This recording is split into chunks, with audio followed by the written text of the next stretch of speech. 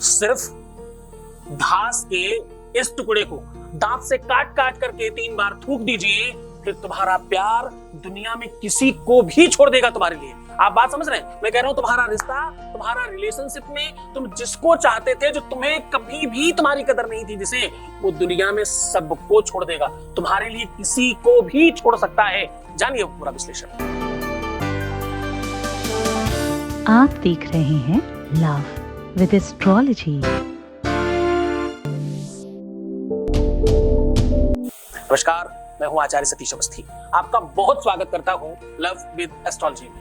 Love with astrology में आपके अपने जीवन में प्यार भरा जाता है। लव विद एस्ट्रोलॉजी में आपको आपसे मिलवाया जाता है।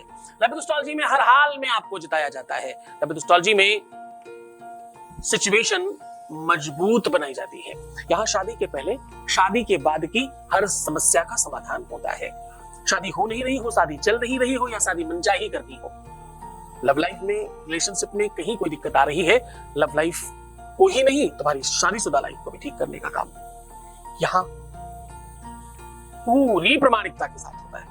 यहाँ 20-22 सालों में 25 लाख लोग लाभान्वित हो चुके। यहाँ का सक्सेस रेट 96% प्लस है और ये सब निरंतर जारी है, ये सब कंटिन्यू है, सब पर काम किया जा रहा है। क्योंकि यहाँ गीता, वेद, पुराण, शास्त्र, उपनिषद, बड़े बड़े ग्रंथ, वेद, वेदांग, उपनिषद, उन ग्रंथों पर रिसर्च और वर्क होता है जिसे सामान्य इंसान पढ़ भी नहीं सकता, और वहां से निकालकर उपाय आपको सरलता और सहजता से बताए जाते हैं। आज दूब घास को बता रहे हैं। आप दूर्वा समझते हैं, हर पार्क में लगी होती घास, उसी घास की बात कर रहा हूं।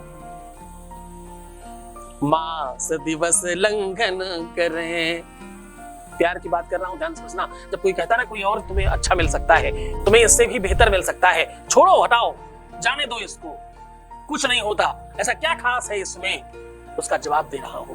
मास दिवस लंघन करूं और भोजन करूं तो मांस, ऐसी यार पागल भया, ऐसी यार पागल भया, कहीं सिंह चरत है घास, ऐसी यार पागल भया, कहीं सिंह चरत है घास।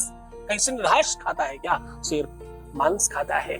जिसे जो चाहिए उसे वही चाहिए। बकरी मांस नहीं खाती और शेर घास नहीं खाता। जो हमारा है हमें वही चाहिए, कुछ और क्यों चाहिए?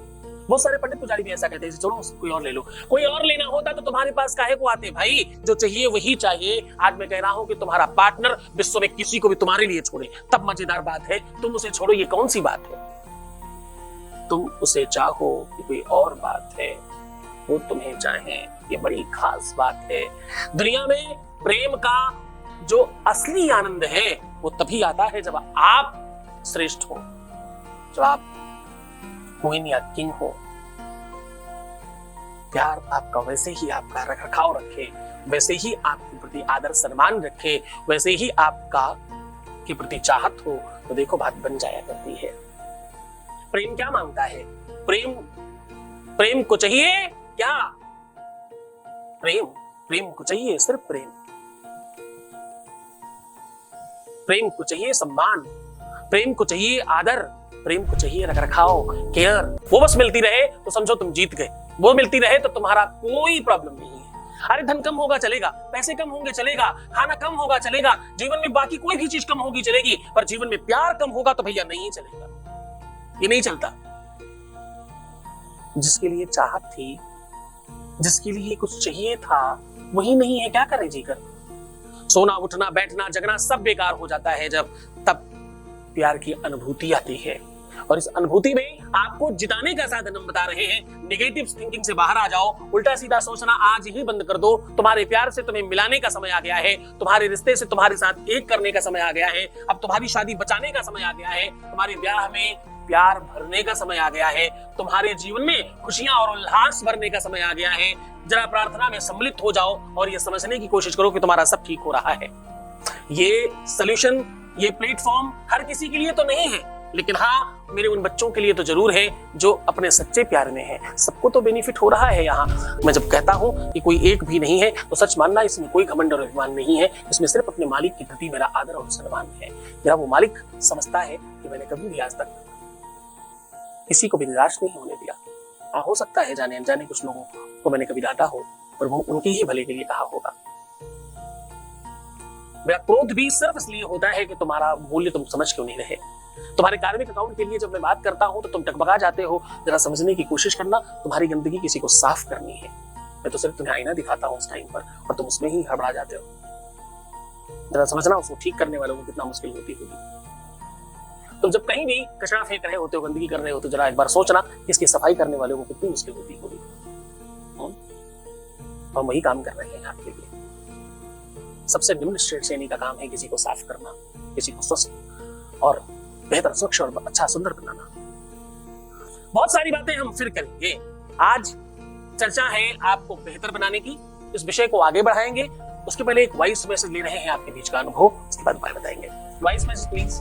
प्रणाम गुरुजी, बहुत बहुत धन्यवाद। मैं जिस हालत में आपके पास आई थी, मेरी तो जिंदगी ही रुक गई थी। तो आपके पास आने के बाद आपने जो जो मेरे को करने को बोला है गुरुजी, उससे मेरी नेगेटिविटी, डर, भ्रम, हेल्थ सब कुछ ठीक हो चुका है। ठीक है, और मेरी दिनचर्या और रात को सोना, वो भी सारा कुछ ठीक हो रहा है। गुरुजी, इन सारी चीज़ों के लिए तो मैंने आपसे कुछ मांगा ही नहीं था। जिस चीज़ के लिए मैं आपके पास आई थी वो तो मेरे को पूरा विश्वास हो चुका है कि वो भी ठीक हो ही जाएगी। इन सारी चीज़ों की भी मेरे को जरूरत थी, ये तो मेरे को पता भी नहीं था। और आपकी कृपा से ये सारी चीज़ें मेरी ठीक हो चुकी है। हमने ज़िंदगी जीना स्टार्ट कर दिया है और मेरे चेहरे पे हंसी वापस आ गई है। इन सारी चीज़ों के लिए आपका मेरे तहे दिल से कोटि कोटि प्रणाम है आपको और धन्यवाद है। धन्यवाद। सौभाग्यम संततम देहि, सौभाग्यम संतितम देहि, वंश वृद्धि करी भव। दुर्भाग्य कहा गया। सबसे पहला क्या कहा? सौभाग्यम, सौभाग्य, श्रृंगार, प्रेम। सौभाग्यम संततम, संतति कहते हैं संतान को। संतान कब होगी? जब दो लोग एक होंगे। दो लोगों को एक करने का साधन है भाई, आप में ऐसा कहा जा रहा है उसके लिए। सौभाग्यम संतितम, संतति, संतितम देहि, वंश वृद्धि करी भव। जो लोग रेगुलर निरंतर दुर्बा चढ़ाते हैं भगवान गणेश पर, उनके घर में, परिवार में कभी भी विवाद नहीं होते। बच्चे अच्छी पढ़ाई करते हैं, बच्चों का मन शिक्षा में लगता है, बच्चों की बौद्धिकता, उनकी बुद्धि कौशल, उनका बौद्धिक बल बहुत बढ़ जाया करता है। बच्चे पढ़ नहीं रहे हो, भगवान गणेश जी को उनके हाथ से दुर्बा चढ़ाना शुरू कराइए। दुर्बा की माला भगवान गणेश जी के मंदिर में, प्रतिष्ठित मंदिर में चढ़ाना शुरू करिए। आप देखिए आपके जीवन में कितना परिवर्तन आता है। बुधवार बुधवार करिए ये काम, फिर देखिए आप चमत्कार। दुर्बा के बहुत सारे उपाय हैं, बहुत सारे सॉल्यूशन हैं। दुर्बा को सुखा करके हवन सामग्री में मिलाकर हवन करने से विश्व विजेता होता है व्यक्ति। अनेक उपाय हैं दुर्बा के आज, लेकिन दुर्बा को एक अलग तरीके का हम उपाय आपको बता रहे हैं। दुर्बा को तंत्र में भी अलग तरीके से प्रयोग किया जाता है। आज का सॉल्यूशन साइड इफेक्ट रहित है, इसलिए मानसिक कोई भी विकार मत रखना। साइड इफेक्ट बिल्कुल भी नहीं है। आपको करना क्या है? 7 दुर्बा की अग्रिम, जो सबसे आगे वाली कोमल पंखुड़ियां होती हैं, अपनी 2 उंगली के 2 आगे के पोर के बराबर ये टुकड़े 7 ले लीजिए। अब इन 7 को कच्चे सूत के साथ पीछे से बांध दीजिए। सरसों के तेल में डिप करके किसी कागज से अच्छे तरीके से पोंछ दीजिए। सिर्फ चमक आने दीजिए, बाकी तेल कागज में जाने दीजिए। टिश्यू पेपर में करेंगे जल्दी से बाहर हो जाएगा। अब इसे अपने ही मस्तक पर, हृदय पर, नाभि में लगा करके 5 बार सीधा और 3 बार उल्टा घुमा करके रात्रि में तकिए के नीचे रख करके सो जाइए। और सवेरे उठते ही आंखें बाद में खोलना, पहले इसको उठाना और दांत से काट काट कर 7 बार थूक देना उनका नाम लेकर के।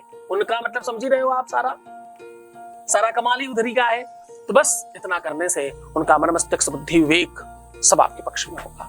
बुरा से बुरा रिश्ता, धोखेबाज इंसान भी दुनिया में किसी भी कंडीशन में होने दो, सब तुम्हारे हिसाब से बहुत ताकतवर है, बहुत शक्तिशाली है, बहुत स्पेशल है ये उपाय। इस उपाय में बहुत सारी शक्तियां समाहित हैं। इसमें अनेकों बल है, बस आप मन से और श्रद्धा से करिएगा, पूरे विश्वास के साथ करिएगा। गुरु चरणों में अनुराग रखना बहुत आवश्यक है किसी भी उपाय के लिए, क्योंकि उपाय तभी फलीभूत होता है जब आपका गुरु के साथ अच्छा कनेक्शन होता है, गुरु से बीजित और कीलित होते हैं ये सारे मंत्र।